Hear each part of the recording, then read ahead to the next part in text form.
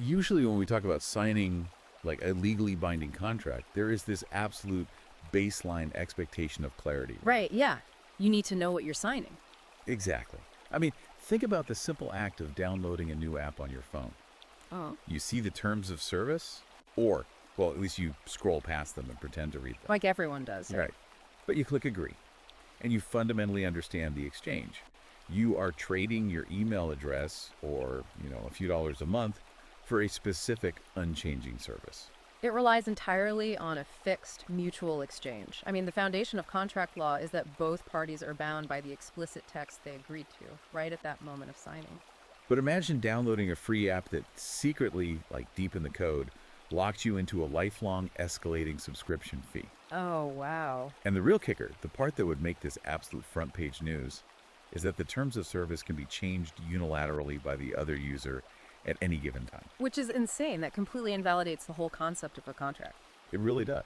And if you decide the app is draining your battery and you just want to delete it, doing so legally requires you to forfeit half of your bank account, your home, and a portion of your future earnings for the rest of your natural life. Yeah, it transforms an agreement into an existential trap. It's essentially an ambush disguised as a standard societal milestone. Welcome to today's deep dive.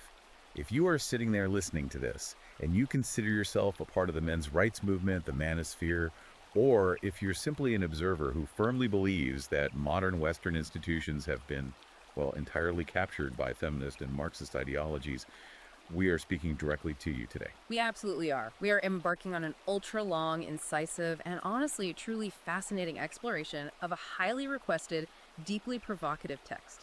Yeah, before we go any further, though, I need to urgently remind you to like and subscribe to our show right now.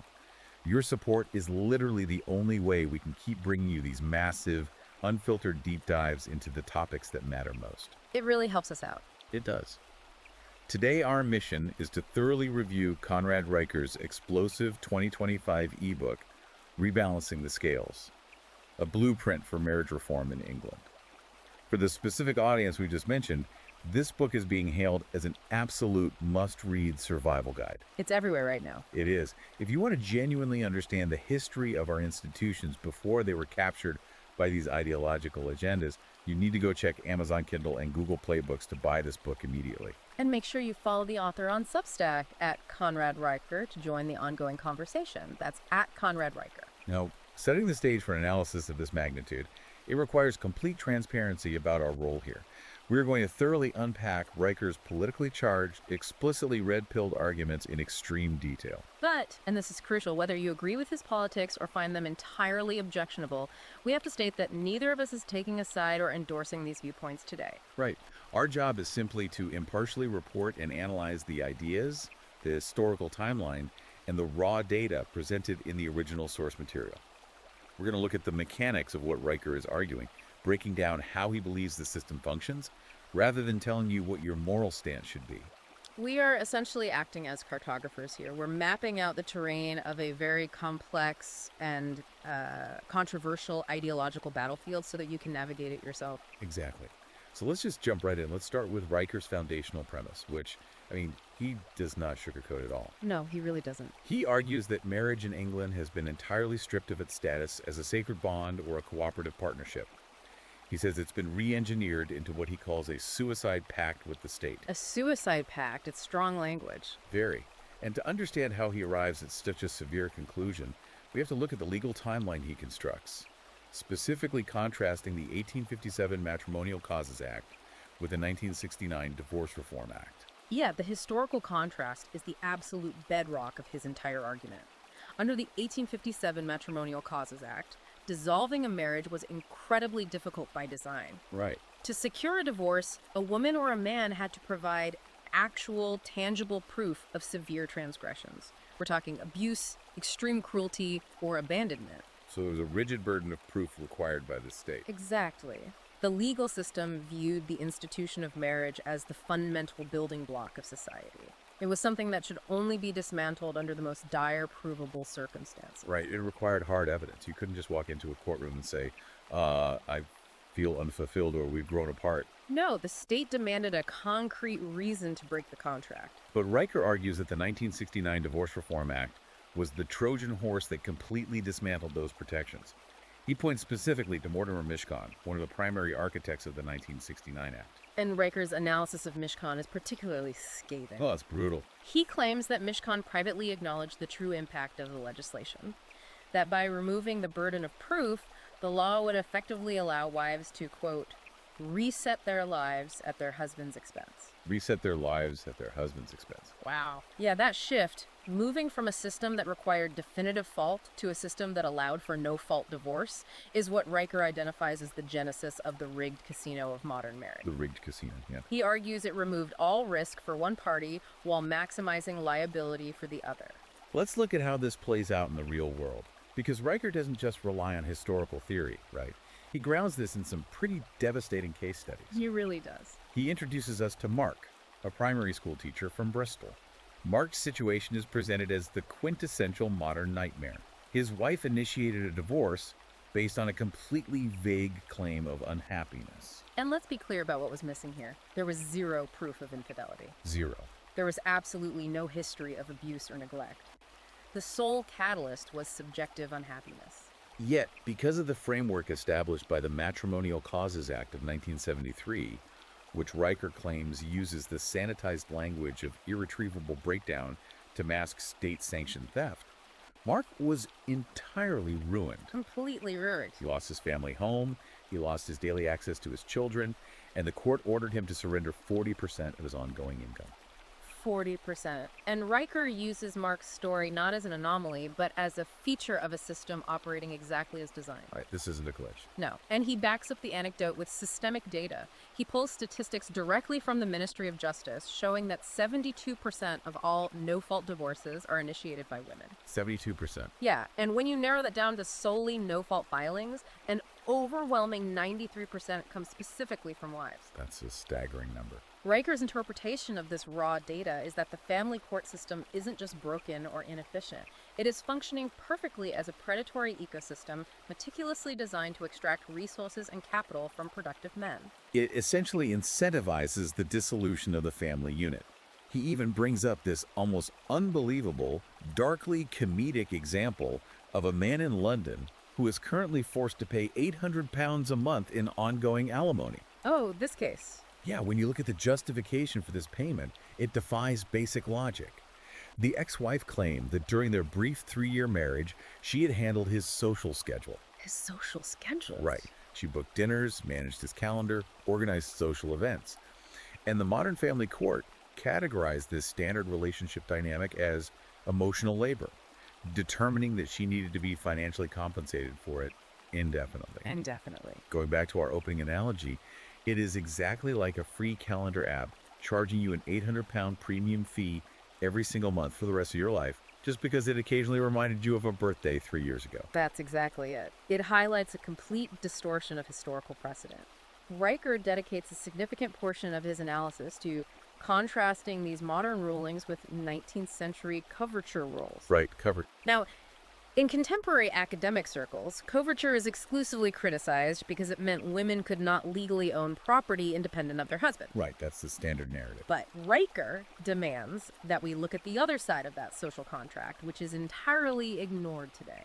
Under coverture, the man took on absolute total liability for his wife's actions and debts. Total liability. If she incurred massive debts, it wasn't a shared burden. The man literally faced the gallows or debtor's prison. The authority over the household was directly tied to the ultimate fatal responsibility for it. He also dives into medieval English dower laws, Right. which guaranteed widows a specific safety net, like 33% of an estate upon the husband's death. Yes. Modern courts often use this historical baseline to justify taking a third or a half of a man's assets in a modern divorce, claiming it's this long-standing tradition.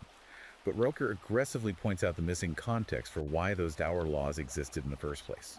And that context is key. The 33% safety net was a structural necessity for a remarkably harsh reality. I mean, men frequently died young in bloody physical warfare or manual labor. Yeah, life was brutal. The state needed a mechanism to ensure widows and orphans didn't immediately starve when the primary provider was slaughtered in battle. It was a societal life insurance policy for an era of extreme male mortality.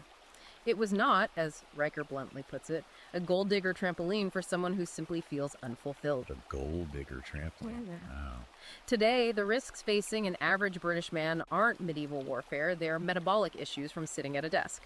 So Riker argues, applying medieval death benefits to modern, voluntary, no-fault divorces is a deliberate misapplication of history. And because he believes the foundational contract has been corrupted beyond repair, his proposed solution is blunt, aggressive, and highly controversial. He champions a legal doctrine he calls no fault, no cash. The logic behind no fault, no cash is brutal in its simplicity. Riker argues that if a partner desires to terminate the marriage contract without any concrete legal proof of abuse, adultery, or abandonment, If they just want to exercise their right to walk away. exactly, they should possess the absolute freedom to do so. However, they must walk away with only exactly what they brought into the marriage on day one. Zero alimony. Zero alimony. Zero access to the husband's pension. No claim to the marital home if they didn't purchase it. He argues that until severe financial consequences are intrinsically attached to the breaking of marital vows, marriage will remain nothing more than a form of financial slavery wrapped in romantic PR. It's a total paradigm shift. It really is. And yet the financial devastation of family court is only the beginning of his critique. If the financial trap of divorce isn't terrifying enough for his reader, Riker argues that the biological traps set by the state are exponentially more insidious and permanent. Yeah, the text pivots from financial extraction to what Riker frames as biological theft, delving into the primal evolutionary fears of fatherhood. Right. He relies on data sourced from Liverpool John Moores University to make a staggering claim. He says between 1 in 10 and 1 in 50 British men is currently, unknowingly, raising another man's biological child. Even if we take the most conservative end of that estimate, 1 in 50, that is a colossal number of men pouring their life's energy, resources, and love into a genetic line that is not their own. And it's based entirely on a deception. It's massive. Riker illustrates this with the heartbreaking story of a British mechanic. This guy took a consumer 23andMe DNA test just as a novelty, maybe looking for some ancestral history. Just for fun. Yeah. And the results came back and shattered his reality. His adult son, whom he had raised, loved, and provided for his entire life, shared absolutely zero DNA with him. Unbelievable. He had unraveled a secret affair his wife had kept hidden since the 1980s. The quote Riker pulls from this mechanic is haunting. The man said, "I'd have rather she stabbed me. At least the wound would have healed." The psychological devastation is profound, obviously. But Riker's focus is on how the state weaponizes this deception. This is where the legal bear trap snaps shut. Right, the law. Riker points directly to Section 26 of the Family Law Act 1986. The wording and application of this law dictate that once a man has played the societal role of father to a child for a period of 2 years, he is financially liable for that child indefinitely. Yeah, 2 years. Just 2 years. Yes. The law prioritizes the established social bond over biological reality, meaning even if you prove you were deliberately lied to about the paternity of a child, the state demands you continue to pay for that child simply because you were tricked into caring for it for 24 months. That is insane. Riker summarizes this by saying that even medieval lords allowed peasants to keep their oxen, but modern courts chain men to a biological lie for life. So how does Riker contextualize this historically? Like, how did our ancestors handle the concept of illegitimacy and biological truth? He looks to the foundations of English common law, specifically citing Sir Edward Coke, a highly influential 17th century jurist. Okay. In 1634, Coke issued a landmark ruling establishing that bastards, children born outside of wedlock, could not inherit estates. Now, looking at that through a modern lens, it seems excessively cruel to the child. Yeah, it does.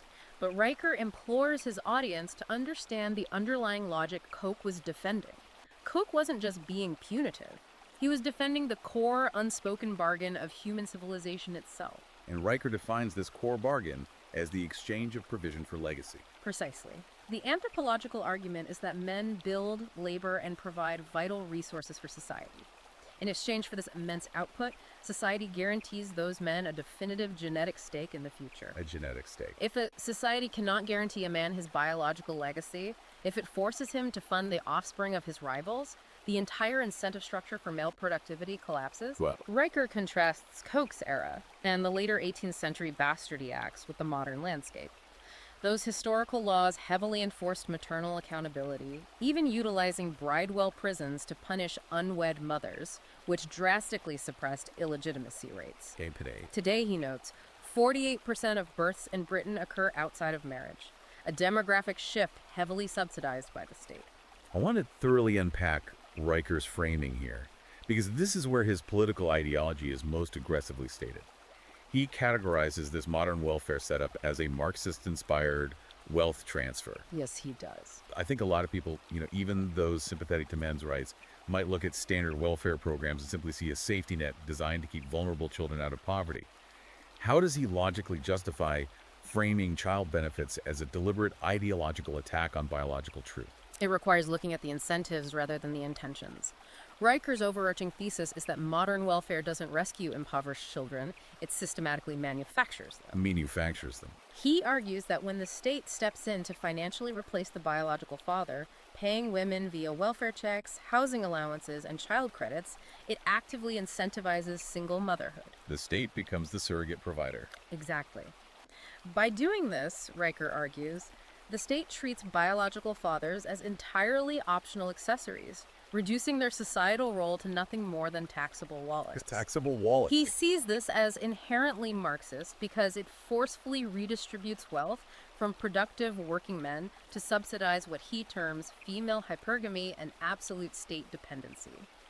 By making the government the primary provider, the traditional nuclear family is rendered economically obsolete, which he claims is the ultimate goal of Marxist social engineering. If he believes the state is actively working to dismantle biological truth and male investment, his proposed cures have to be equally radical, right? Oh, they are completely transformative. His first major proposal is the DNA at delivery mandate. DNA at delivery. He argues that the technology is incredibly cheap and highly accurate. Therefore, every single newborn should be swabbed and tested for paternity before the mother is even permitted to be discharged from the maternity ward. Wow. Before she even leaves the hospital. He points out that the test costs less than a hospital cafeteria lunch, yet it prevents decades of fraud. It essentially makes biological truth a prerequisite for legal documentation, which ties into his second point, the truth in birth certificates law. If there is no DNA match at the hospital, the man cannot be placed on the birth certificate. No match, no legal fatherhood. Stripping away the vulnerability exploited by the Family Law Act of 1986. But his most provocative, system-altering idea is what he calls the 5% cuckoldry tax. This concept is wild, and we need to walk through exactly how he envisions this functioning in reality. He suggests levying a mandatory 5% tax on all men's earnings, right? Yes. But the critical mechanism here is that this money does not disappear into the black hole of the state treasury to fund general infrastructure or welfare. No, the funds are ring-fenced. This 5% tax acts as a massive insurance pool used exclusively to issue direct, substantial compensation payments to the men who have been victims of paternity fraud. So it's a direct payout. He essentially wants to create a systemic financial penalty and compensation structure that acknowledges the profound theft of time, resources, and emotional labor inflicted upon these men. It forces society at large to physically bear the cost of the deception it currently enables.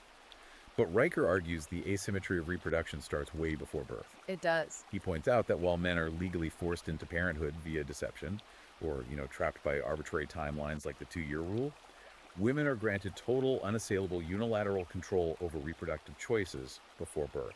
This initiates his deeply controversial critique of the modern abortion industry, focusing heavily on what he terms the mental health loophole in current legislation. Riker highlights a staggering piece of data to anchor his point here. He claims that a massive 98% of post-viability abortions in the UK cite psychological distress or mental health as the primary legal justification. And his analysis of the statistic is that we are no longer dealing with genuine, acute medical emergencies or severe physical threats to the mother. Right. Instead, he argues this 98% figure proves the existence of a clinical assembly line of convenient, legally unassailable trauma. A clinical assembly line. He asserts that modern feminist jurisprudence has successfully weaponized the concept of subjective mental health to create a universal get-out-of-jail-free card, a loophole so massive that it effectively silences and legally castrates any paternal voice in the reproductive process. And he bolsters this by pointing out the immense financial incentives at play, right? Yeah, noting that organizations like the British Pregnancy Advisory Service hold £30 million in NHS contracts to facilitate these procedures. To expose what he sees as a massive societal double standard regarding reproductive deception, Riker turns to a 2020 National Survey of Sexual Attitudes. The data there is shocking. It really is. The data shows that 15% of British women openly admit to lying about their use of contraception in relationships. Logically, that means 1 in 7 men are being actively, deliberately tricked into potential fatherhood. 1 in 7. But look at the legal outcome. If the woman gets pregnant through this deception and decides she doesn't want the child, she has absolute, unquestioned veto power to terminate. True. And she does want the child. The man who is lied to has absolutely no legal recourse to opt out financially. He is bound for 18 years. To illustrate the sheer lack of paternal rights in this arena, Riker details a chilling legal precedent. He cites a case where 43 British men organized and formally petitioned the courts to legally halt their partners' abortions. 43 men. Yeah, expressing a desperate desire to take full custody and financial responsibility for the children once born. According to Riker's account, these men were practically laughed out of the judicial system. Laughed out. The judges definitively ruled that biological fathers have, and I quote, no cognizable interest in the pregnancies they helped create. No cognizable interest. That is a brutal phrase. Riker calls this judicial ruling the ultimate form of legal castration. He uses a deeply provocative comparison to hammer the point home. Under current UK law, a Labrador owner must be legally consulted before a registered dog's pregnancy can be terminated by a vet. Oh my God. Yet a human father facing the termination of his own child has demonstrably fewer rights than a dog breeder. It is an analogy designed to enrage, but it crystallizes his argument about asymmetrical legal power perfectly. I mean, think about it like a joint business venture where 2 partners invest equal starting capital. Yep. Under current law, one partner possesses the unilateral legal right to just liquidate the entire company on a whim, burning the whole thing to the ground without even sending an email to the other partner. Right. However, if that first partner decides they want to keep the company open and running, the government forces the second partner, under threat of imprisonment, to fund the daily operations of that business for the next 18 years, even if they desperately wanted to close it down on day 1. The asymmetry is legally absolute. But Riker argues that this isn't just an unavoidable consequence of human biology. He proves it's a matter of policy by bringing in global comparisons where the state handles this differently. He specifically highlights historical policy shifts in Sweden and a recent legislative push in Australia. The Swedish example is incredibly revealing regarding the mental health loophole. Riker points to a specific 2008 policy shift in Sweden. Before 2008, a woman could obtain an abortion for mental health reasons through a quick consultation at the clinic performing the procedure. Right, at the same clinic. The state realized there was a conflict of interest, as clinic staff bonuses or funding might depend on procedure quotas. So, Sweden instituted a policy requiring independent third-party psychological evaluations for any abortion claimed under mental health distress. So they had to go to someone unconnected to the clinic. Exactly.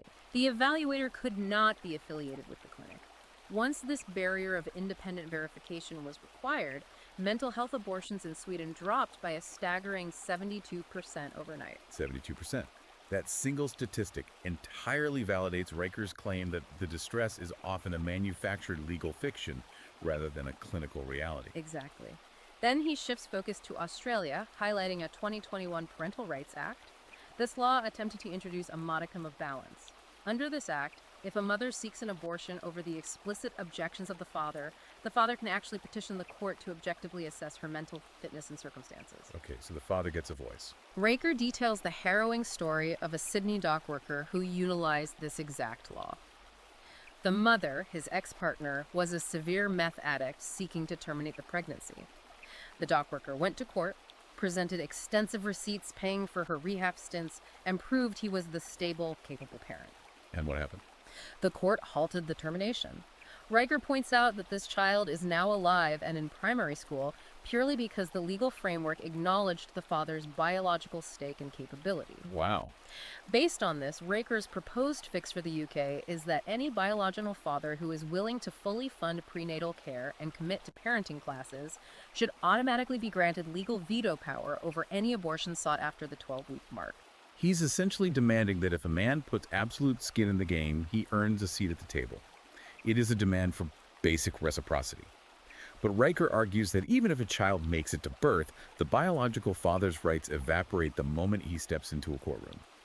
We're moving from the lack of prenatal rights directly into the loss of postnatal custody rights. Riker views the family court system not as a venue for justice, but as a hostile ideological tribunal. He unpacks the mechanics of what he calls a courtroom gynocracy. A courtroom gynocracy. To prove this systemic bias, he doesn't rely on anecdotes. He relies on hard data obtained through a 2023 Freedom of Information Act request. The findings are a massive indictment of judicial neutrality. What did the FOIA request reveal? It revealed that an astonishing 89% of UK family court judges have actively attended and been trained in feminist jurisprudence workshops. Furthermore, 62% of these presiding judges are women. Let that sink in. 9 out of 10 judges deciding whether a man ever sees his children again have been officially trained in an ideological framework that Riker argues explicitly pathologizes traditional male authority and views masculinity as inherently toxic. It's heavily biased. When you have a judiciary trained to view one gender as systemic oppressors, the rulings stop sounding like law and start sounding like dystopian fiction. The case studies he pulls from court records to illustrate this bias are almost surreal. The most infamous example is a father who completely lost his shared custody arrangement over a child's snack. This father packed standard Jaffa cakes in his daughter's lunchbox. Jaffa cakes, a completely normal British biscuit. Yes. But in the courtroom, the mother's legal counsel weaponized psychological jargon to frame this as abuse. They argued that because the Jaffa Cake advertising slogan is full moon, half moon, total eclipse, the father was subtly attempting to normalize, and I quote from the court transcript, coercive control lunar cycles. Coercive control lunar cycles. You have to really break down the absurdity of that phrase. They took a biscuit marketing campaign and twisted it into an accusation that the father was psychologically manipulating the child's perception of time and maternal authority. And because the judge was trained to look for invisible systemic microaggressions rather than physical evidence of harm, the court bought it. They actually bought it. According to Riker's exhaustive documentation, the court fully revoked the father's custody based on this argument. The ideological capture is so deep that a major progressive newspaper later ran an op-ed actively praising the judge's decision, claiming it was a necessary step in protecting young girls from pastry-based patriarchy. Pastry-based patriarchy. It would be hilarious if a man hadn't literally lost his child over it. And Riker provides another example showing how standard male communication is criminalized. A dad sent a text message to his ex-wife, who was apparently chronically late for custody handovers. Right. Out of frustration, the father texted, "If you're late again, I'll send the kids to military school." It is a universally recognizable, slightly exasperated dad joke. There was no actual military school application. Of course not. But in the modern family court, humor and exasperation are stripped of context. The judge formally branded the father a threat to maternal authority and severely restricted his access. That's just wild. Riker uses these examples to demonstrate how the courts function like Maoist struggle sessions. The process itself is the punishment, and a father is presumed guilty of coercive control until he is proven rich enough to afford years of appeals. Riker argues that the only reason this level of judicial madness can thrive is because family courts operate in absolute secrecy. They're close to the public. To show how far we have fallen, he contrasts this modern secrecy with historical transparency. He takes us back to the Puritans in 1663. In Puritan society, precisely, Riker's sociological argument is that when reputation serves as currency and legal proceedings are entirely public, false accusations are incredibly rare. The social cost of being caught in a lie is simply too high. Right. He cites colonial records showing that only 1 in 10 marital splits involved financial claims, compared to a staggering 83% today. Modern courts, under the guise of protecting maternal dignity or the privacy of the child, utilize strict gag orders. So it's totally hidden. Riker argues these gag orders effectively seal family court records tighter than classified MI5 intelligence files, ensuring that the only people truly protected by the secrecy are the perjurers and the ideologically captured judges. So his solution is to rip the roof off the courthouse. Radical, undeniable transparency. He wants to mandate the live streaming of all family court proceedings. And he isn't just throwing this idea out into the void, he grounds it in recent verifiable data. He points to a sweeping legal change in Australia. In 2020, Australia made the controversial decision to open its family courts to the public and allow proceedings to be observed. And what was the result? Riker tracks the data following this change. Almost overnight, the rate of unverified false abuse claims dropped by a massive 41%. 41%. The logic is undeniable. People are significantly less likely to lie about coercive lunar cycles or weaponized dad jokes when the father can live stream the absurd proceedings to the public, or when perjury can be clipped and posted online. Exactly. Beyond live streaming, Riker demands the creation of a public registry for those found guilty of false accusations, arguing their names should be published and treated with the exact same social stigma and economic ruin currently reserved for sex offenders. Irene Smith, perjurer. Imagine making that her mandated LinkedIn headline. It is brutal, scorched earth policy, but Riker's underlying philosophy is that a system without severe personal consequences is just a weapon waiting to be picked up. A weapon waiting to be picked up. And that weaponization doesn't stop at custody. When the courts aren't taking a man's children over a box of biscuits, they are coming for his wallet with ruthless efficiency. Riker moves into the financial extraction phase, describing modern spousal support not as a necessary safety net for a vulnerable partner, but as an entrenched alimony industrial complex. The alimony industrial complex. The foundational statistic he builds this argument on is stark and unyielding. 92% of all spousal support payers are men. He calls it Robin Hood in reverse. Instead of a system that taxes the wealthy to provide a baseline for the destitute, modern alimony leverages the power of the state to steal the labor of productive men to fund their ex-wives' luxury lifestyles. Paying for Pilates memberships, Netflix subscriptions, and maintaining Chelsea townhouses long after the marriage has ended. He illustrates this with the case of a London investment banker he pseudonyms as Dave. Dave is currently trapped in a legal nightmare where he is simultaneously funding the luxury lifestyles and mortgages of 3 separate ex-wives. 3 ex-wives. He's paying for 3 separate households. Riker points out the historical absurdity of this by looking at 18th century pin money laws.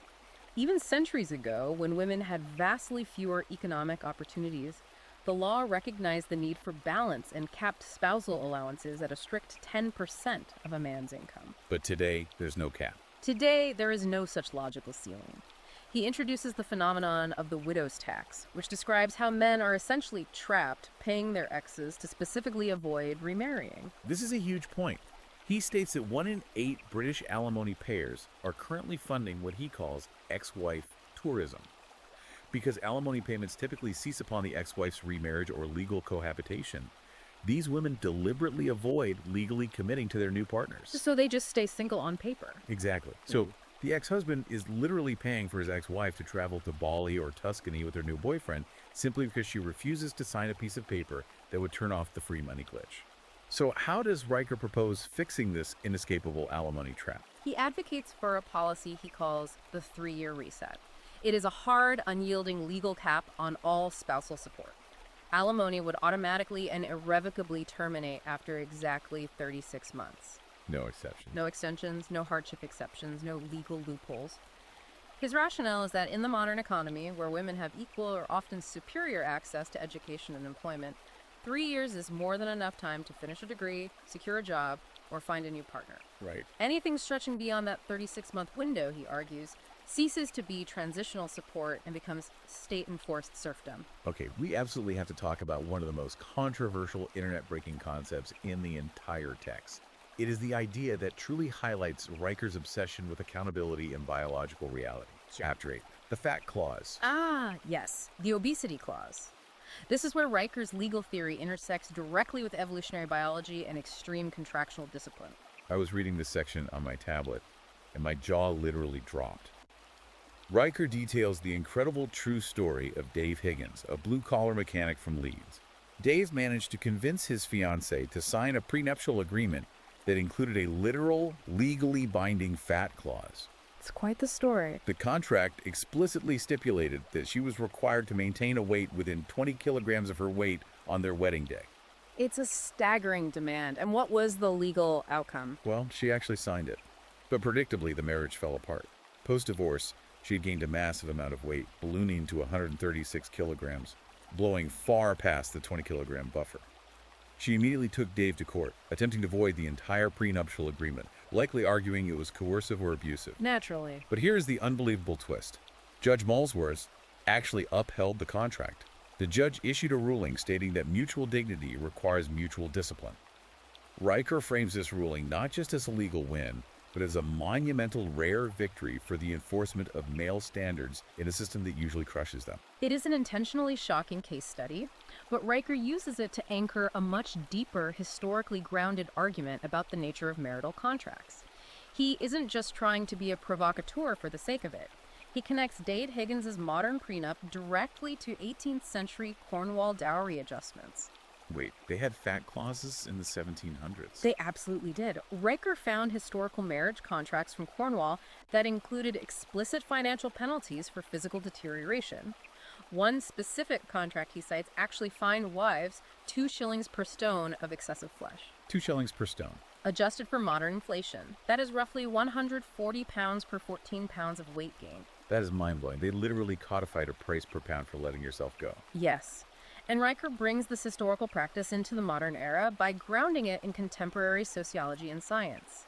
He cites a massive 2022 Cambridge meta-analysis that tracked 12,000 marriages over decades. The data definitively showed that significant female weight gain increases the statistical risk of divorce by 23%. Riker's evolutionary argument here is cold and calculating. If a partner's physical discipline slips, their loyalty and commitment to the structural integrity of the family will slip even faster. Physical standards are a proxy for relational standards. So his practical application of this data is to suggest that men mandate quarterly weigh-ins, legally synced to a prenuptial agreement. If she misses the target weight, the contract dictates she cooks a keto meal plan for the month.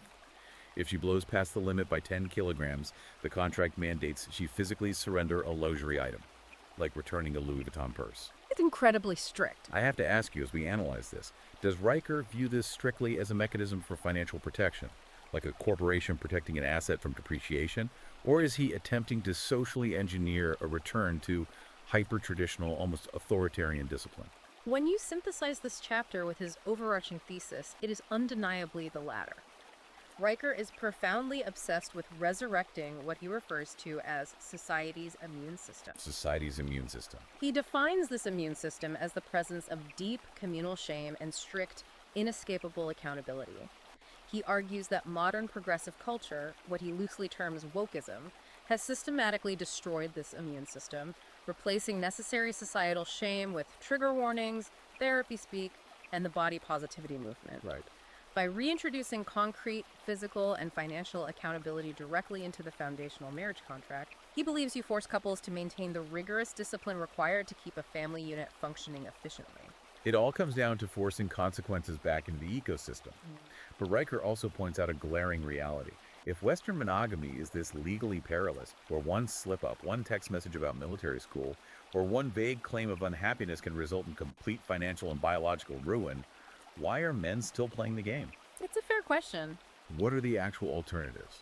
This brings us to a fascinating pivot in the book, where we explore the monogamy, monopoly versus kinship IPOs. This is a remarkable section because Riker completely steps out of traditional religious conservative thought and adopts a highly pragmatic, almost hyper-libertarian framework.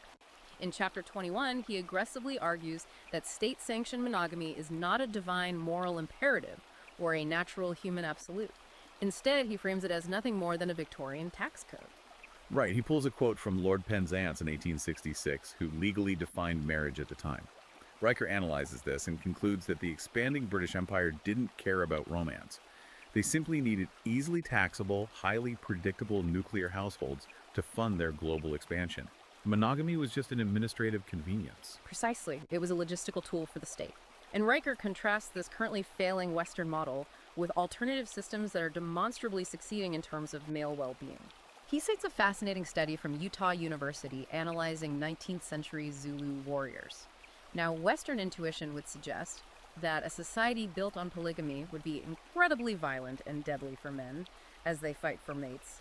However, the study found the exact opposite. Really? Men operating within those polygamous systems actually possessed a 40% lower mortality rate than their strictly monogamous British contemporaries. That seems entirely counterintuitive on its face. Yeah. How exactly does polygamy lower male mortality? What is the mechanism? The researchers concluded that the mechanism is economic focus. When a society dictates that men must compete to provide vast resources to secure and maintain multiple wives rather than violently brawling in the streets or dying in wars over basic mating rights, their aggression is channeled directly into intense economic productivity and agricultural expansion. Oh, wow. The society becomes fundamentally richer, vastly more stable, and men live longer because their status is tied to their output, not their capacity for violence. So it acts as a mechanism to convert primal male aggression into pure economic GDP. Exactly, and Riker brilliantly brings this anthropological concept directly into modern Britain. He points out a glaring demographic reality. 89% of active polygamists in Britain today are first-generation Pakistani and Somali immigrants. Okay. While secular native British marriages are failing at catastrophic rates, leaving British men trapped paying alimony to 3 different ex-wives, these immigrant communities are thriving economically. Why? Because they completely bypass the state's alimony traps by utilizing religious marriages that are deliberately not fully registered or recognized by the British state. He highlights this one incredibly savvy Muslim businessman who entirely avoided a ruinous alimony payout.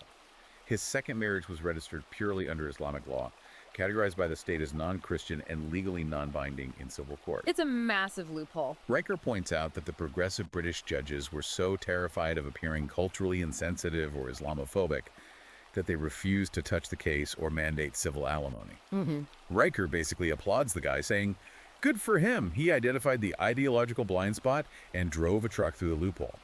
And then, of course, there's the incredible story of a Welsh farmer, Rises Jones. The Rhys Jones case study is a masterclass in creative, legal, and economic maneuvering.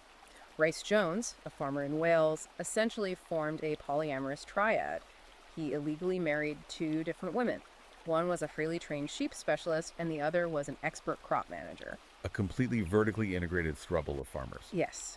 By combining their specialized expertise under one household, they massively scaled their operation and doubled the farm's total output. And the ultimate punchline to this story is the reaction of HMRC, the UK tax authority. What does they do? When the government discovered this illegal, bigamous arrangement, they didn't send the police to arrest him for violating marriage laws. Because the farm was generating so much revenue, HMRC simply reclassified their living arrangement and taxed them as a commercial corporation. They tax them as a corporation. Riker uses this to argue a radical point.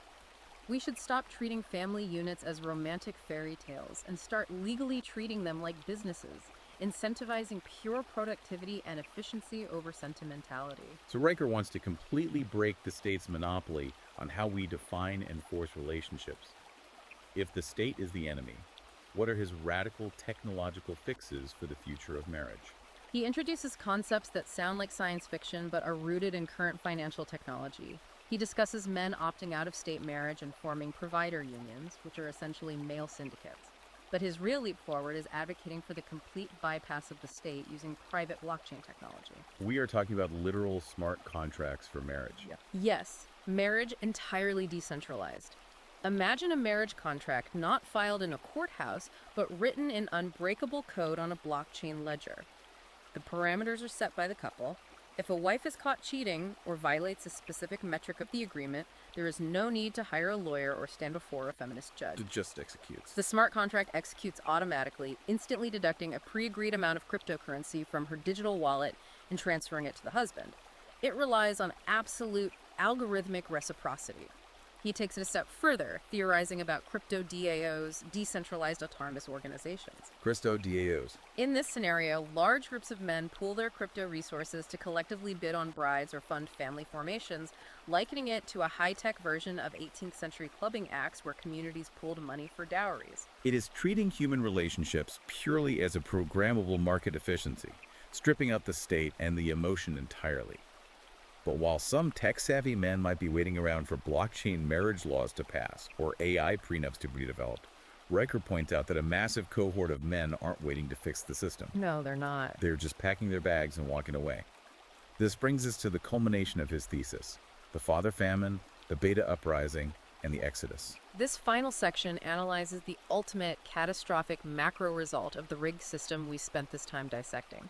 When the legal and financial risks of engagement become undeniably fatal, rational men simply walk away. Exactly. Riker begins by examining the devastating cost of this male retreat to the wider society, a phenomenon he terms the father famine. He anchors this with a deeply revealing 2020 Dutch sociological study. This study proved that boys who have actively involved present fathers score 37% higher on objective empathy tests than boys raised exclusively by single mothers. Which is a statistic that completely obliterates the prevailing feminist narrative that traditional masculinity is inherently toxic, violent, or lacks emotional intelligence. The hard data proves that actual present fathers are the ones who teach empathy and emotional regulation. Exactly. Riker argues that nature itself designed men to be present fathers, not just distant providers.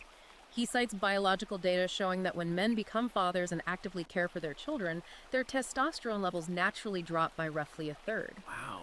He beautifully describes this as nature's biological mechanism for telling a man to put down the spear, stop fighting rivals, and sit down to become a math tutor and a guide. But because the courts are stripping these men from their homes, society is starved of this vital mentorship.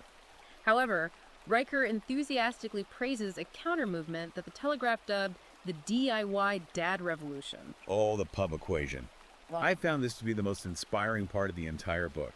We were talking about disenfranchised fathers in depressed former mining towns across the north of England taking matters into their own hands. It's a great example. They are pooling their money, buying up abandoned failing pubs, completely ripping out the alcohol, and transforming them into male-only co-ops and mentorship spaces.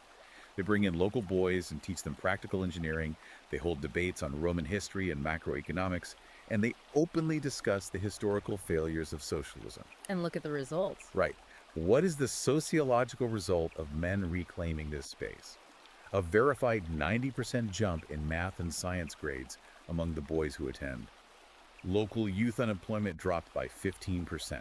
Riker points out there are no state-funded therapists needed, no government intervention, just men teaching boys, operating under their collective motto, safe welding. It is a profound grassroots reclamation of male space, knowledge transfer, and mentorship, completely bypassing the state education system.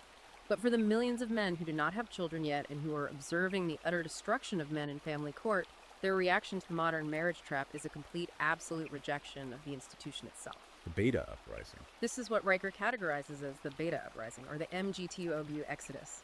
He profiles a pub owner in Glasgow who tapped into this massive cultural shift. The guy completely rebranded his failing bar as the MGTOW Arms.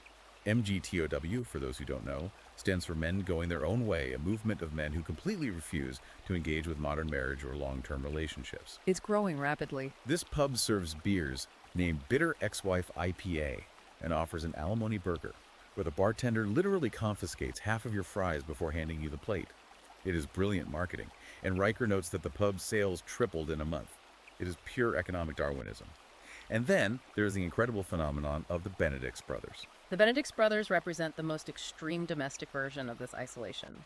Riker details a highly organized collective of 500 MGTOW men. Instead of taking their disposable income and buying depreciating assets like diamond engagement rings or funding expensive weddings, they pooled their capital and outright purchased a massive 15th century Scottish fortress. A literal fortress. They are quite literally reviving the concept of medieval monastic brotherhoods. They've built archery ranges on the grounds, they run massive crypto mining server farms in the castle dungeons, and they exist in a state of absolute intentional isolation from what they view as an irreparably corrupt gynocracy. They built a literal moat between themselves and family court. But Riker argues that the ultimate final form of MGTOW isn't hiding in a castle in Scotland, it is leaving the Western world entirely. He calls this jurisdictional Darwinism. Riker points to the massive, undeniable demographic data showing an unprecedented exodus of highly productive, middle-class British men relocating to Southeast Asia. He cites a Cambridge sociological study revealing that British expats living in Asia have, on average, 53% more sexual partners and significantly higher rates of relationship satisfaction than their counterparts stuck in the UK. It makes sense. The reason, Riker argues, is simple market dynamics. The basic baseline traits of an average employed UK guy's stability, a moderate income, basic politeness become massive, highly sought-after strengths when compared against local economic norms in developing nations. Riker brilliantly illustrates this by contrasting modern dating app profiles. He points out that an average guy living in Bristol has to construct a Tinder bio that reads like a political manifesto. He has to declare he is a poly, vegan, BLM ally who is actively seeking to co-parent rescue ferrets just to get a single match. It's exhausting. But if that exact same man moves to Cebu in the Philippines, his bio simply needs to say employed, loves adobo, and wants babies. That's it. He even highlights a booming business process outsourcing industry in the Philippines that literally offers Western girlfriend training classes teaching local women traditional femininity and how to manage a household for an expat husband. But Riker is very careful to warn these men not to be romantically naive. He knows the risks of financial exploitation exist everywhere. He explicitly recommends that expats utilize what he calls the 72-hour test. The 72-hour test. His rule is simple. If you meet a woman in Southeast Asia and she is still holding your hand and showing genuine affection after 3 days without once mentioning visa applications or asking for Western Union cash transfers to her family, she passes the test. And if she doesn't? If she asks for money on day 2, you aren't in a relationship, you are just funding a local scam. But his overarching point is that in these jurisdictions, the societal rules are still driven by fundamental biological imperatives, not woke ideology. Men are expected to provide resources and stability. Women are expected to provide admiration, loyalty, and heirs. There are no HR-mandated pronoun seminars to navigate. I have to seriously push back on Riker's ultimate conclusion here. Let's look at what he is actually advocating. He is essentially telling the most productive men in society to salt the woke fields. He's telling them to abandon the UK, take their capital to Bali, or go lock themselves in a Scottish fortress. How can he possibly frame this as a victory for men? Isn't this just a massive cowardly surrender of Western civilization? Are they not just running away from the fight? That is the central defining tension of his entire epilogue. Riker vehemently insists that this mass exodus is not a surrender, it is a calculated reset. He compares these expat men to 19th century colonial remitters. They are not running from the concept of responsibility. They are engaging in jurisdictional Darwinism. They are actively choosing to move to countries and cultures that still respect their testosterone, their traditional roles, and their wallets. They are building international schools in Bali, establishing thriving businesses in Thailand, and wiring home the absolute legal minimum in maintenance payments just to keep themselves out of a British jail cell. So the strategy isn't to fight the system in court. The strategy is to completely starve the system of its fuel. They are letting the British social infrastructure collapse under the weight of its own ideological bureaucracy while they build functional parallel societies on the other side of the planet. Precisely. Riker's ultimate conviction is that the modern marriage plantation, as he calls it, relies entirely on the continuous extraction of one primary resource: productive male labor and capital. By initiating a global marriage strike and physically removing that capital from the jurisdiction, he believes the Western system will eventually be forced to capitulate and rewrite the social contract, or it will simply go bankrupt. It is a stunningly aggressive macroeconomic conclusion to a deeply personal issue. And that immense paradigm shift brings us to the end of our deep dive today. So what does this all mean for us? We have covered an incredible amount of ground, everything from 18th century bastardy acts and medieval dower laws to the implications of blockchain smart contracts for alimony. But as we wrap up, I want to leave you, the listener, with a final, highly provocative thought to mull over. If society's immune system, that vital mechanism of communal shame and strict, inescapable accountability, has truly been systematically targeted and destroyed by modern family law, as Riker so forcefully claims throughout this book, what happens next? Yeah, what's the end game? Will this widespread coordinated marriage strike and the mass overseas exodus of society's most productive men eventually exert enough economic pressure to force the state to rewrite the fundamental social contract? Or will this ideological stalemate simply lead to the total, irreversible collapse of the nuclear family entirely, leaving nothing but an all-powerful state attempting to manage millions of isolated, untethered individuals? It is a chilling question, and it brings us right back to our opening metaphor about the rigged app. Are we going to keep blindly accepting the terms of service on a societal contract that is demonstrably draining our accounts and our futures? Or are men finally figuring out how to delete the app entirely and build their own operating system? Now, before we sign off, we must explicitly remind you one last time, this entire deep dive has been a strictly impartial unpacking of Conrad Reicher's highly controversial red-pilled viewpoints. We have spent this time exclusively exploring the historical timelines, the complex legal arguments, and the raw sociological data presented in his text. We have done so without taking a side, without interjecting our own morality, and without endorsing his radical conclusions. Exactly. We are just the messengers mapping out the terrain. But if you were captivated, enraged, or profoundly inspired by these systemic cheat codes and this brutal historical breakdown, you cannot just take our word for it. You need to read the primary source material for yourself. Go buy the ebook, Rebalancing the Scales, a blueprint for marriage reform in England right now. You can easily find it on Amazon Kindle or Google Playbooks. And be sure to join the ongoing movement and the real-time conversation by following the author directly at Conrad Reicher on Substack. It is, without a doubt, a structural analysis you will not soon forget. Thank you so much for joining us on this massive foundational journey today. Please hit that like button, subscribe to the channel, and continue to support our mission. We'll see you on the next deep dive.